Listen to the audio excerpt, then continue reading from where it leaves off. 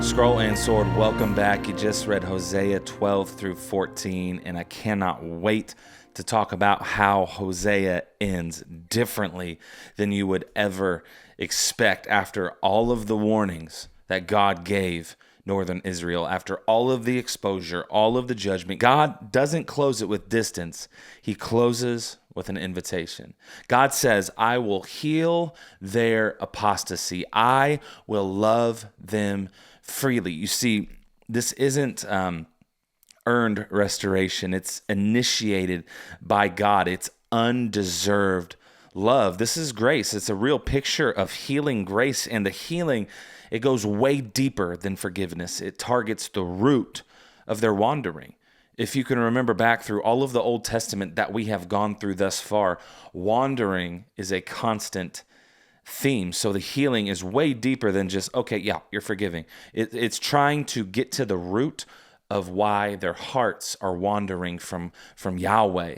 You know, God, he doesn't just cover sin. He works to break its power. He doesn't just put a Band-Aid on the sin of his people. He breaks it down, healing it from the source. He became sin who knew no sin so we could become the righteousness of God. He goes to the source. He incarnated himself into mankind so he could take on our problems, so he could take on our virus, which is sin, and he could break it down at its core level. And God, I love this in Hosea. He describes himself like dew, not like Mountain Dew, dog, like the moisture that is on the grass in the morning, bringing life in a dry place, causing growth, spreading roots and growing fruit, real restoration. It's not hype.